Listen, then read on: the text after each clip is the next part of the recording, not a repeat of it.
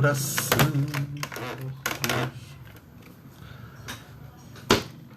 Boa noite, amigos.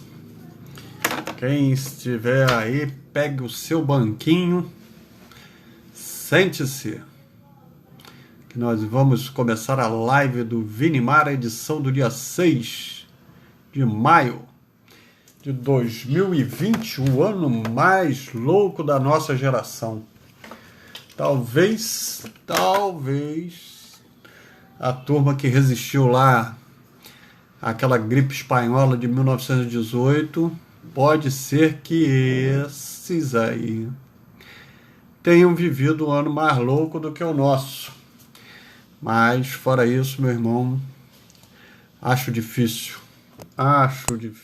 de alguém ter a oportunidade de viver um ano como esse 2020.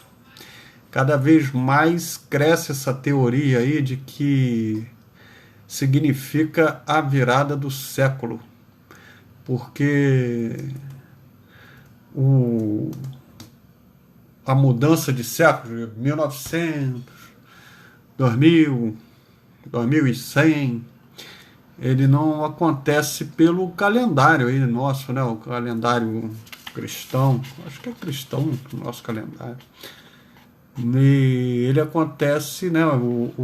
A mudança se faz realmente quando há um fato histórico que faz com que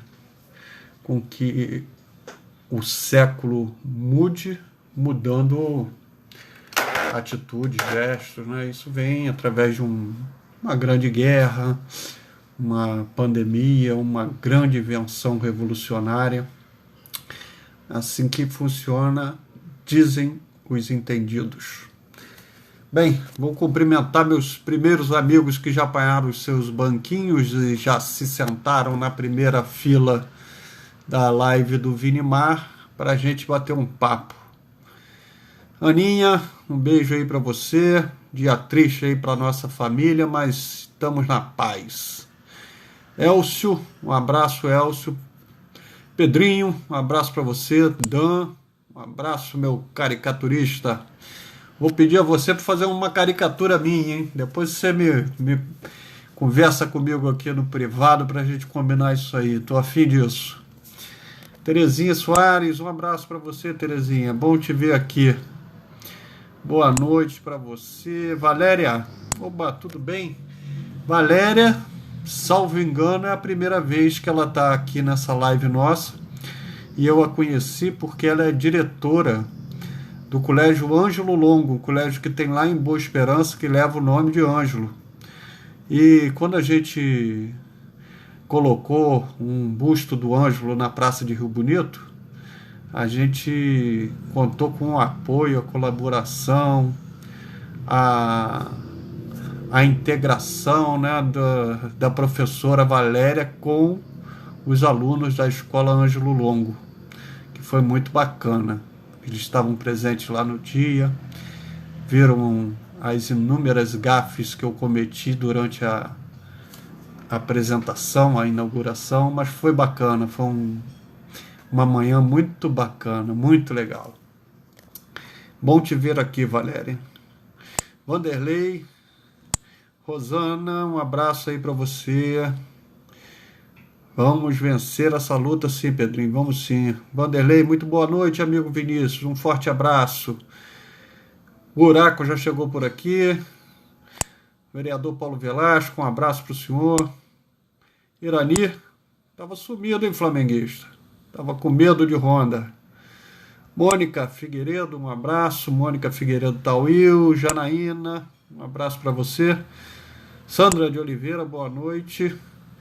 Luciane Vieira Amin, tudo bem com você? Tudo jóia? Denise Monassa, minha amiga.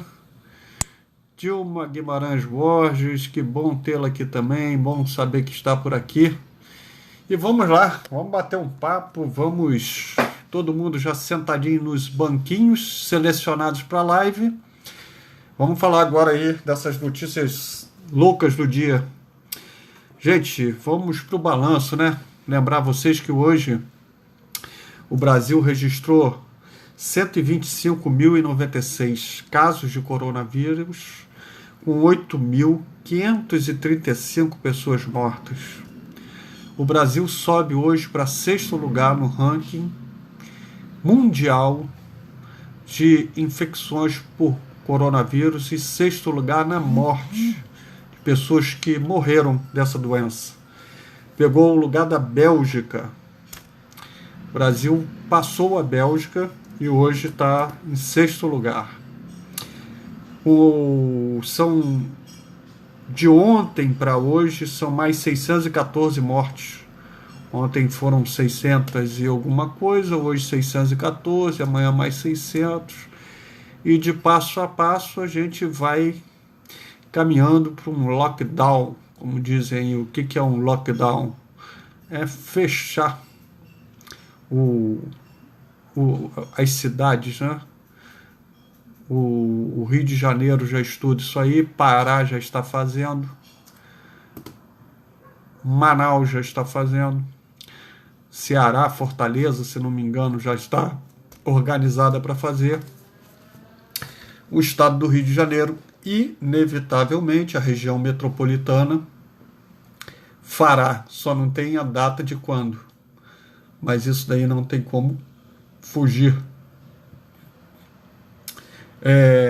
No estado do Rio, a gente tem 13.295 casos de coronavírus, com 1.205 pessoas mortas pela doença. Lembrando que o secretário de Saúde do estado nos informa que esse número de infectados no estado do Rio é pelo menos 15 vezes mais. Para a gente ter ideia, o secretário de Vigilância Sanitária do país, o Anderson, aquele rapaz simpático, aquele senhor simpático, aquele doutor que fazia parte da mesa do Mandetta nas coletivas, ele continua na mesa do Tais. A única coisa que mudou foi que ele, com o Mandetta, usava colete do SUS. Com o Tais, ele usa terno e gravata. Mas é a mesma pessoa, fazendo o mesmo trabalho. E ele, em entrevista, disse que tem 100 mil testes pendentes no país. Isso demonstra aí o crescimento dessa curva que vem aí com força total, né? Todos os especialistas, todas as pessoas que atuam nessa área, né, que são especialistas, que entendem do assunto, estão agora falando da questão do lockdown, que não temos para onde correr. Eu vou falar agora nas cidades, depois dar uma passadinha aí nos amigos que estão conversando comigo, que a melhor parte da live é a conversa dos amigos, que vão colocando os assuntos e a gente vai conversando, vai lembrando de casos, lembrando do que temos a falar. Isso é muito importante. Bem, Niterói registra 500 casos, com 33 mortes. São Gonçalo são 341 casos, com 33 mortes também, igual a Niterói, segundo o site do governo do estado. Esses números são do site do governo do estado. Mas a Prefeitura de São Gonçalo já divulgou o balanço de hoje. E esse número muda para 349 casos, com 38 mortes em São Gonçalo. Em Itaboraí são 238 casos, com 11 mortes. Maricá, 95 casos, com 13 mortes. Friburgo, 62 casos e 7 mortes. Rio das Ostras, 49 casos, com 7 mortes. Saquarema, 43 casos, 4 mortes. Araruama, 34 casos e 1 morte. Tanguá, 16 casos com 6 mortes. E Rio Bonito, eu deixei por último aqui para chamar a atenção de um caso. Que bonito. O governo do estado diz que são 29 casos e 3 mortes. Só que no site da Prefeitura de Rio Bonito, o boletim de ontem, não é o de hoje, dizia que eram 27 casos e 5 mortes. Opa, voltamos. Ontem eu tinha falado com vocês que Rio Bonito estava com 3 casos, mas já eram 5, e o estado continua com o número de 3, embora sejam 5. Fazendo aquele ranking de cidades, né? O Rio tem 764 mortes, Caxias 89, Nova Iguaçu 53, Niterói 33 e São Gonçalo 38, segundo a prefeitura. Vou passar aqui para falar com os amigos, os comentários aqui. A turma está falando mais hoje. A Luciane está me mandando um boa noite. Janaína Felipe, lá de Texas, me mandando um boa noite também. Um abraço, Janaína. Mônica Figueiredo, Denise também mandando boa noite. Meu amigo Garnier me informando aqui que todo Colubandê está ligado na nossa live. Obrigado pela audiência. Sei que devo isso a você, Garnier. Um forte abraço. Denise pedindo falar um pouco de lockdown. Valéria Mendonça, boa noite. Boa noite, Valéria, um abraço. Exatamente, concordo com Denise. Lockdown já. Javier Miller, um abraço para você. Tudo bem contigo aí? Javier trabalha na Mitra. E hoje o bispo auxiliar de Niterói, que é uma pessoa muito simpática, o Ritti, né, italiano, né? Ele recebeu a missão do Papa para ser arcebispo de Nova Friburgo. Saiu de Niterói e está indo para Nova Friburgo. Me corrija aí se eu estiver errado, Javier. Luiz Cláudio, não sei se você viu a organização da CEF de Macaé, que colocaram cadeiras na rua para as pessoas sentarem até poderem entrar na agência. Vi sim, vi isso, também deu lanche. Ontem comentaram aqui com a gente, tenho quase toda certeza que era Macaé, mas eu acho que não. Eu acho que a Valéria falou pra gente que a Araruama estava fazendo isso também, dando água e um lanchezinho para as pessoas de lá. Hoje eu vi que essas filas em alguns locais estavam bem mais organizadas e com muito menos gente. São Gonçalo continua aquilo cheio de gente. Vi hoje também que a Clean agora à noite fez uma higienização na Caixa Econômica, no lado de fora, né? Da Caixa Econômica da Alameda. Mas assim, passando aquele produto e da calçada, na frente das lojas, do comércio que é vizinho, a Caixa, um trabalho bem interessante. E hoje também eu vi a Clean continua fazendo a sanitização de ruas em São Gonçalo, fazendo um trabalho aí de um convênio entre Niterói e São Gonçalo, fazendo esse trabalho de sanitização por lá. Mas é isso, as pessoas aprendem, mas imagina quanta gente se contaminou nessas filas loucas da Caixa Econômica, né?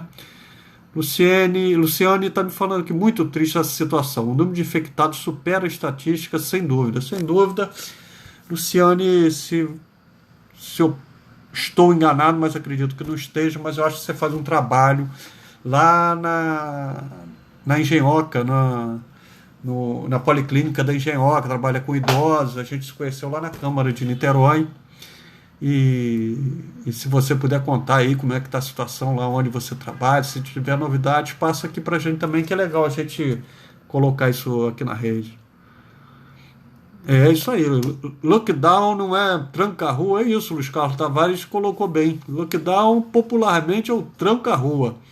Fechar para ninguém sair de casa, só sair com dados assim, só pessoas autorizadas pelo poder público.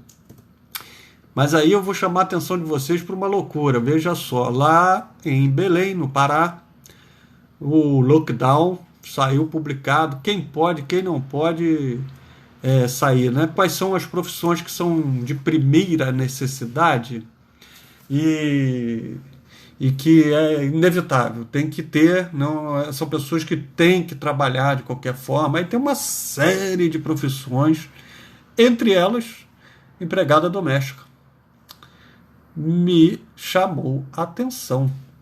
Me chamou a atenção porque eu acho que isso não sei, né? Empregada doméstica está como um trabalho de primeiríssima necessidade. Primeiríssima necessidade para quem, né? É uma reflexão que a gente tem que fazer. E aí eu trago para vocês uma outra questão. Lá em Belém, 3 famílias de alto poder aquisitivo de Belém são donos de supermercados, pessoas com muita grana. Essas pessoas costumavam não respeitar a quarentena, o isolamento social, andavam sem máscara na rua, e etc. e tal, e estão contaminados. Pegaram o coronavírus, várias pessoas dessas famílias, e como a gente sabe, Belém, o sistema de saúde colapsou. Dificilmente as pessoas conseguem atendimento na rede pública ou na rede privada. Mas essa turma aí, que é uma turma de dinheiro, o que fez? Alugaram jatinhos e vieram embora para São Paulo, para o Albert Einstein, para o Sírio-Libanês e etc e tal, porque eles não são bobos. Bobos é quem segue a conversa fiada deles de dizer que não, eu não tenho medo, eu ando sem máscara, eu boto o meu comércio para funcionar, eu não quero saber, eu vou para a rua. Tem um que falou que é um dono de supermercado e ia nas filiais dele e não, fica em casa, para que você está fazendo isso? Faz vídeo. Não, eu gosto de ver o movimento do supermercado. Mas está aí o cara foi embora para São Paulo, lá para o Sírio-Libanês, e aí o empregado dele, quem entrou na conversa dele, achando que não tem que usar máscara, que não tem que ficar confinado, está lá tentando, por milagre, uma vaga no sistema de lá. É essa elite aí que a gente vê, né? Não são todos, não é generalizando, mas tem uma turma que é assim.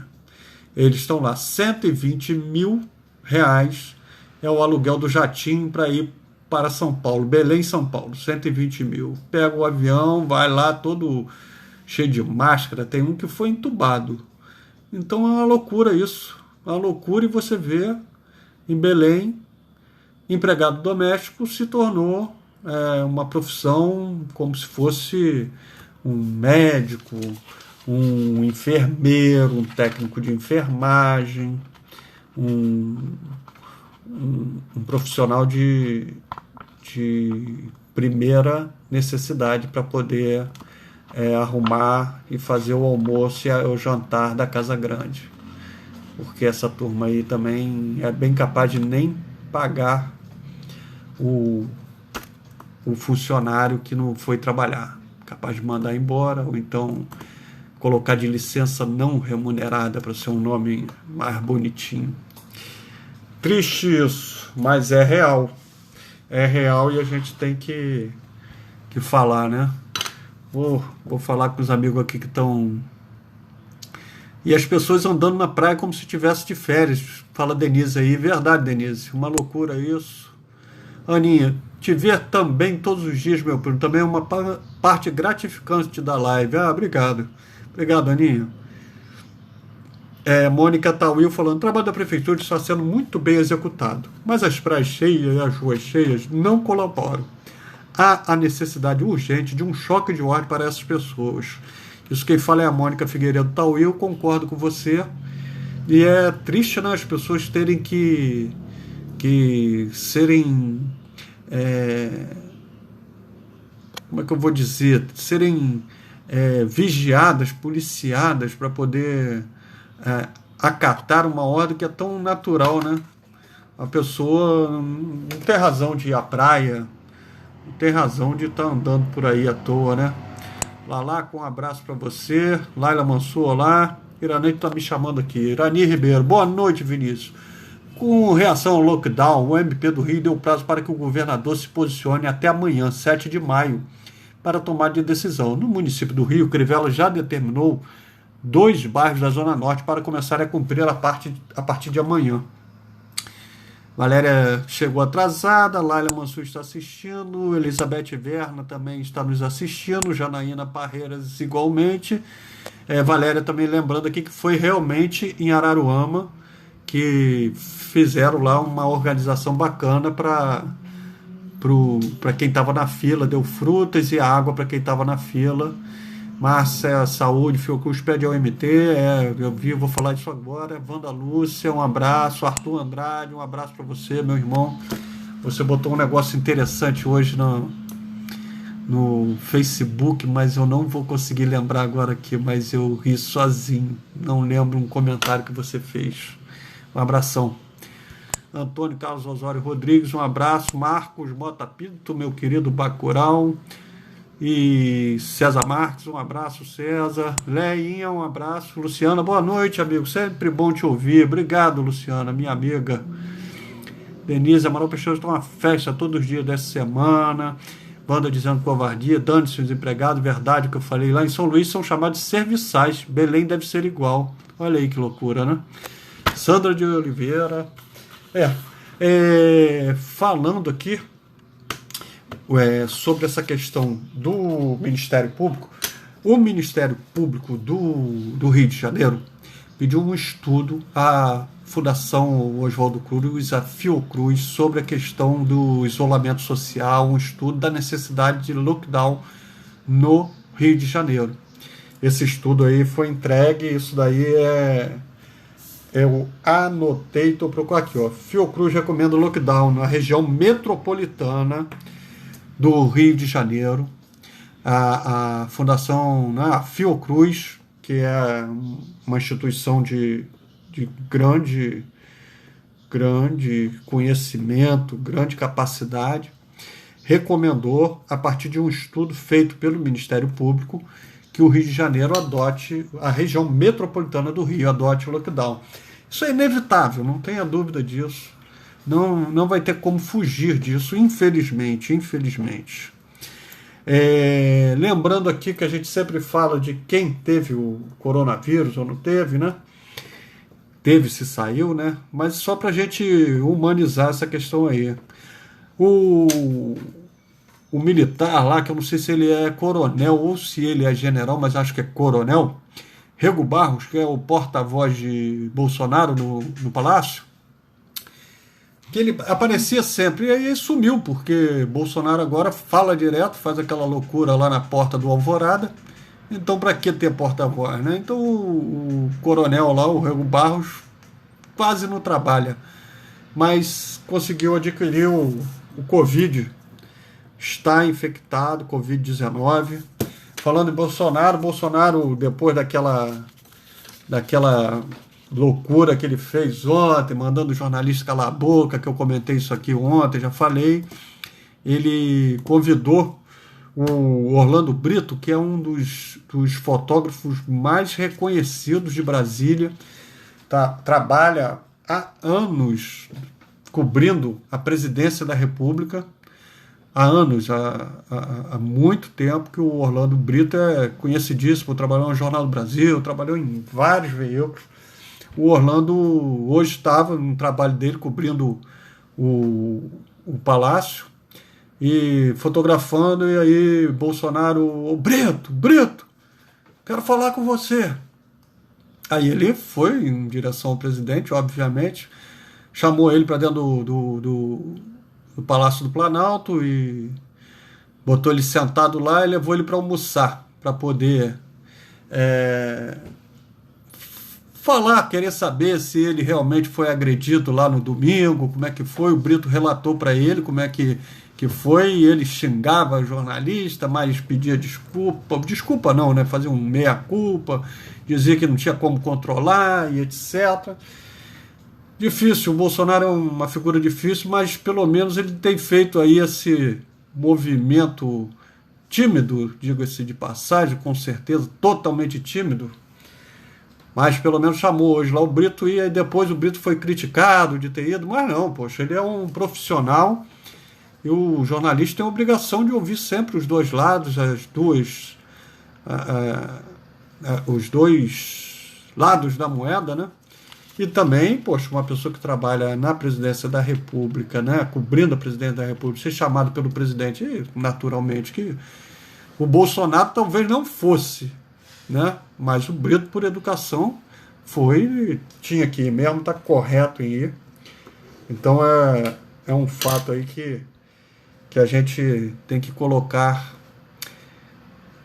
para lembrar. Dan Souza aqui está me lembrando que hoje é aniversário do Jordão Amora, eu estou sabendo, um grande jornalista, um mestre, fazendo 82 anos. Tentei falar com ele, mas ele está com o telefone desligado. Deixa eu falar aí com mais outros amigos, para a gente não se perder. A Luciane está me falando aqui, ó. Sim, trabalho na Policlínica da Engenhoca, sou assistente social, junto com outros colegas, estamos monitorando os pacientes via contato telefônico, a fim de acompanhar a evolução dos casos notificados. Alguns evoluíram para a internação, mas a grande maioria diminuiu os sintomas e estão melhorando. Esse trabalho de acolhimento tem sido muito bacana, as pessoas estão precisando disso. Bacana, legal, é bom a gente ter esses relatos. Muito legal quando uma pessoa adoentada recebe um telefonema do outro lado, ainda mais do poder público, né? Isso é uma queixa que muita gente está tendo na prefeitura, da Prefeitura do Rio, os hospitais do Rio não estão dando conta de entrar em contato com as famílias, né? E isso é muito triste, muito dolorido, mas a gente está numa guerra, né? É difícil realmente conseguir chegar a esse ponto que é fundamental, ter que ter mais gente trabalhando, ampliar isso para poder fazer esse serviço que ele é necessário, mas é muito difícil esse trabalho. Imagina como essa turma está trabalhando. Obrigado, Luciane, por você ter nos explicado isso aí. Caqui, presidente do Hospital de Rio Bonito, um abraço, Caqui. Zona Oeste, entendi. Vicente, meu primo, um abraço. Abraço, Vicente. Jeane, um abraço para você, mamãe também, tudo bem aí em casa? Parabéns para Jordão, Denise Botando, Bolsonaro, sociopata, psicopata. Norival Ornelas, meu amigo, tudo bem? Isso aí, amanhã é aniversário de Rio Bonito, tô sabendo disso. Vou falar sobre isso também. Alba Valéria, um abraço para você. Teca, um abraço. Rodolfo, rapaz, eu acho que você está chegando a primeira vez que você está aqui com a gente, hein? Um abraço para você, Rodolfo. Vou continuar aqui lembrando algumas coisas, lembrando que aquele hospital de campanha de São Gonçalo, que a Prefeitura de Niterói deu 45 milhões e a Prefeitura de Maricá deu outros 45 milhões para o governo do estado construir o hospital de campanha em São Gonçalo, era para ter ficado pronto dia 30, hoje é dia 6, o hospital ainda está lá, sem estar pronto, está meio devagar. O hospital fica no Clube Mauá e eu acho que precisa acelerar aquilo lá para poder botar para funcionar. Tem 90 milhões de reais empregado naquilo ali, né? Eu acho que a gente precisa ver com mais carinho isso aí. O Estado trabalhar, não tá fácil, né? Com certeza não tá fácil. Não tá fácil. Vocês vejam só, o Hospital 9 de Julho, ele fica no centro de São Paulo. Quer dizer, desgraça pouca é bobagem, né? O Hospital 9 de Julho, agora, hoje à tarde, teve um vazamento de gás. Teve que tirar todo mundo correndo lá de dentro, uma confusão imensa. Olha que loucura que a gente ainda tem que passar, né? Olha que loucura. Falar aqui com os amigos hoje está bacana essa live, porque tem muita gente falando, isso é o que vale. A Alba está me falando aqui, ó. A Alba é uma jornalista, trabalhou na Prefeitura de Rio Bonito, trabalhou em Maricá, trabalhou em vários jornais, competentíssima. Alba me diz, em São Gonçalo estão maquiando dados. O pai de uma amiga precisava de CTI ontem, quando deu a entrada da UPA Pacheco. E só agora conseguiu a vaga no Hospital Luiz Palmier, que diz ser a referência da vida na segunda cidade mais populosa do estado. Aí fica o desabafo em tom de denúncia da Alba. É uma situação complicada mesmo. o sistema está dando sinais de colapso. Então a gente tem que se cuidar, a gente tem que evitar sair às ruas. Quem pode, quem tem condições de ficar em casa, quem pode trabalhar de casa, quem pode obedecer esse isolamento social, que obedeça, porque é menos uma pessoa que pode se contaminar, pode contaminar outros e pode ajudar a colapsar o sistema de saúde. Então, o que a gente tem que fazer? O que cabe a gente, né? O que cabe ao aposentado, o que cabe à pessoa que tem condições de trabalhar do computador de casa, ficar em casa. Mas isso não é férias, não é feriado, não é festa. É ficar em casa fazendo lá o seu trabalho e se organizando. Não é, tô em casa, não tem nada para fazer, vou dar uma andadinha ali na praia rapidinho. Tô em casa, não tem nada para fazer, vou ver como é que tá o preço ali do supermercado, só dar uma olhadinha, só ver se tem alguma promoção. Não é isso. É ficar mesmo em quarentena, em isolamento social, que é o nome. O Azedo está falando aqui, estão faltando profissionais de saúde. Acho que esse será o ponto mais crítico. Eu também creio que isso daí vai ser o ponto mais crítico.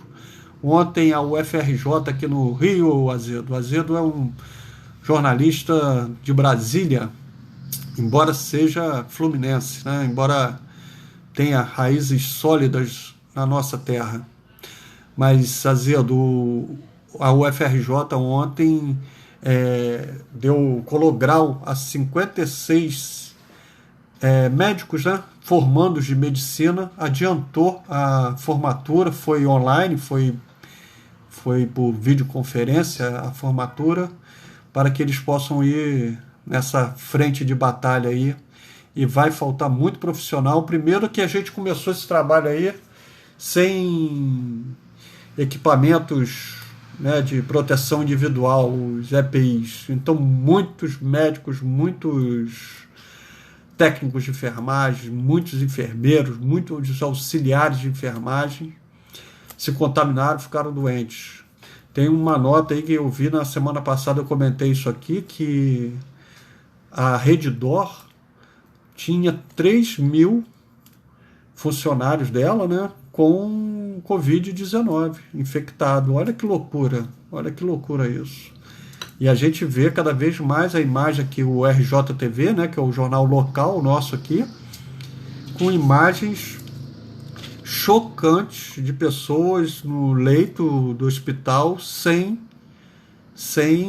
receber auxílio, né? Pessoas que não conseguem tomar banho, a troca da fralda, a pessoa que está com aquele coletor de urina, né? Me falhou aqui o nome, mas é uma coisa simples, mas falhou. Já no limite, cenas assim chocantes que a gente está assistindo, vai assistir, e é o que eu volto a falar, a gente está numa situação de guerra. Guerra é guerra, né? Não tem como achar também ali que é um descaso daquele profissional. Não é, é uma situação mesmo, são poucos profissionais para muito trabalho. É uma coisa assim triste a gente ter chegado a essa situação nossa aí. Mas vamos falar um pouquinho, falar só uma coisa aqui, o ator Flávio Migliaccio, né, que faleceu, que morreu lá no sítio dele em Rio Bonito, era uma pessoa muito ligada à nossa terra. Hoje foi o enterro dele. O filho dele, que é jornalista, colega nosso de profissão, fez um depoimento muito bonito no Facebook dele, falando do pai, falando dos amigos, né, do acolhimento que ele teve nessa hora difícil. E um outro também que fez um vídeo que eu vi no YouTube ontem à noite foi o Lima Duarte, lembrando de passagens dele com o Flávio Migliaccio no Teatro Opinião, na época da repressão, fazendo um paralelo com a época que a gente está vivendo, e lembrando aí da angústia do Flávio, de não ter resistido a esse maltrato, né? A verdade é essa, né? Um maltrato. O Flávio desabafou isso, né? Ele se sentia maltratado por essa forma como o idoso e como as pessoas estão sendo tratadas nesse país. E o Lima fez um depoimento muito bonito, muito bacana, 90 anos. É isso. É triste, mas, e falando aí do Flávio Migliaccio, lembrando, a gente lembra da Regina Duarte, que por enquanto não falou nada, não fez como secretário de Cultura, um afago aí na morte do Morar Moreira, na morte do Aldir Blanc, do Flávio Migliaccio, uma coisa muito estranha isso, né? Estranho, né? No mínimo estranho. E a Regina Duarte hoje foi a Brasília. Foi a Brasília, sentou lá com Bolsonaro, expôs as ideias delas ao Bolsonaro. Teve presente também aquele rapaz que é o presidente da Fundação Palmares, que é uma fundação de defesa da população negra, né, do negro, né, e que ele acha que no Brasil não tem racismo e que nunca teve também, que a escravidão foi uma coisa boa, um louco de pedra. Mas ele estava lá também, saiu elogiando a Regina, dizendo que hoje está tudo bem e tal. Mas pela foto que eu vi, rapaz, assim, a Regina Duarte, um monte de gente, assim, mais ou menos em volta, ela em pé, como se estivesse presidindo aquela reunião, o Bolsonaro de lado. E eu temo, ninguém de máscara, eu temo que a Regina possa ter ido a Brasília e ter ido colher coronavírus, embora eu torça para que isso não aconteça de forma nenhuma. Não é nenhuma mentira o que eu estou falando aqui, não é nenhuma forma de brincar com a história, não. Estou falando sério, mas aquilo ali não estava legal. Aquela reunião que a Regina Duarte, que obviamente tem mais de 60 anos, então é um grupo de risco, né? Ela se colocou em risco ali. Eu, se fosse ela, não estava ali não, mas ela teve que estar, né? Imagino eu, né? Que o Bolsonaro reclamou, que ela estava afastada, etc. Mas acho meio difícil ela durar aquilo ali. E aí a gente vai aqui lembrando que hoje o TRF-8, que é o Tribunal Regional Federal da 8ª Região, lá em Curitiba, lá naquela região lá, ratificou a condenação do Lula, né, ao sítio do Atibaia. São 17 anos e um mês. O recurso não deu certo, então o Lula está condenado lá, referendou a pena, 17 anos e um mês de reclusão, embora o Lula, em função aí da decisão do Supremo, o Lula, como outros presos de segunda instância, de outros condenados, né, podem continuar em liberdade. Isso daí não é o Lula que está conseguindo ficar em liberdade, é uma decisão do Supremo, e qual o Lula goza aí desse direito, né? Decisão, né, do Supremo é para ser cumprida, né? Não é questão, para um é assim, para outro é assado, tal. Não é verdade, é isso aí. Hoje, vou encerrar por aqui, embora esteja gostosa essa live, vou falar um pouquinho aí com os amigos, depois vou encerrar. Mas dos meus comentários aqui, lembrar que o dólar bateu a 5,70, 5 pratas e 70 centavos, e os juros básicos da economia caiu de 3,75% para 3% ao ano. É um esforço que não tem dado resultado de fazer com que a roda da economia gire, mas ela não girava e agora está difícil de continuar girando. Vou falar aqui com a Cleide Jabarra, conheci através da Simone Porto, nossa amiga, nos tornamos amigos por isso. Mônica Figueiredo, acho que a Prefeitura de Niterói precisa cobrar que São Gonçalo faça esse hospital com urgência, amigo. Mas quem tem que fazer é o governo do Estado. É um hospital de campanha do Estado. O local que é a Prefeitura, que é o município de São Gonçalo. Ana Cláudia, minha amiga Ana Cláudia Guimarães, fez uma live bacanérrima agora. Tô falando nada aí de puxa saco e o cacete a quatro. Não é, tô falando de sinceridade mesmo. Uma live muito legal com o ator Marcos Palmeira. Ele, a princípio, começaria a falar sobre a fazenda que ele tem lá em Teresópolis, que é uma fazenda de produtos, né? Ele é orgânico, né? Ele tem essa essência aí. Começou, explicou como que ele entrou nessa, tal, mas depois caiu para essa parte dele aí de ser apaixonado por índio, ter convivido, ter ido para o Mato Grosso, ter ficado numa tribo. Foi divertidíssima, foi muito legal, muito boa live. Parabéns, Ana, muito, muito, muito legal mesmo. E você, como sempre, conduzindo muito bem, porque é craque em entrevistar e tirar a informação das pessoas, né? Ana está falando aqui, mesmo com todo cuidado está difícil, então é necessário cumprir as regras, cumprir as regras. Andréa Rússio, minha amiga Luciene Souza Tavares, outra amiga, Lincoln, um abraço para você. Márcia Saúde, lembrando aqui que o professor Silvio Capanema, desembargador do Tribunal de Justiça do Rio, está no CTI com Covid. Estava em casa tomando todos os cuidados. A filha dele fez o relato que o vírus deve ter entrado na casa através de coisas que compravam de fora para dentro, um jornal e etc. Azedo, lembrando aqui que os artistas estão sendo perseguidos, muito, muito, muito perseguidos mesmo, artista e jornalista. E a Eliane Rodrigues aqui me dando um abraço, minha amiga, Ana Brígida também, minha amiga Azedo falando aqui, o Palácio do Planalto tem um foco de coronavírus. Hoje o general Floriano Peixoto, porta-voz do Supremo, anunciou que está com coronavírus. Eu falei isso agora há pouco aqui. É o outro. É o Rego Barros? É o mesmo? Me confundi agora. Eu estou sabendo do Rego Barros. Vicente, abraço. Fatinha me dando boa noite. Renato Onofre, meu amigo lá em Brasília também. Um abraço para você, Renato. Forte abraço mesmo. Irani, uma abençoada noite. Elcio, boa noite. Encerro aqui lembrando vocês que amanhã a cidade mais importante do Brasil está completando mais uma primavera. A cidade de Rio Bonito, que foi fundada em 7 de maio de eu não sei qual o ano, mas já tem ano. Eu esqueci, podia ter visto aqui, mas esqueci.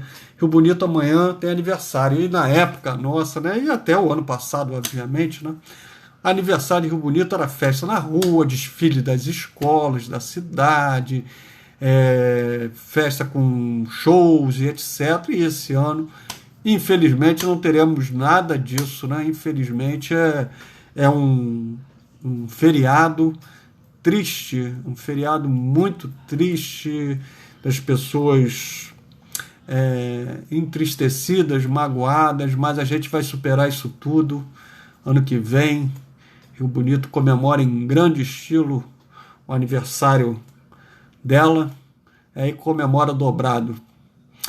Gente, então o Azedo tá ele que se confundiu. O Rego Barros, que é o porta-voz do Bolsonaro, que tá tendo uma vida tranquila, porque o Bolsonaro fala pelos cotovelos aí, estraga tudo. Então o Rego Barros quase não aparece aí pra gente, mas ele tá com coronavírus. Gente, vou ficando por aqui, um abraço. Lembrando a vocês que amanhã, 8 horas da noite, eu tô de volta. E espero que a live de amanhã seja tão bacana quanto essa de hoje, porque a live é legal quando ela tem essa interação aí dos amigos falando, dando as opiniões. A Alba aqui, ó, a Alba já entrou aqui corrigindo o repórter. Nada como ter uma boa editora, né?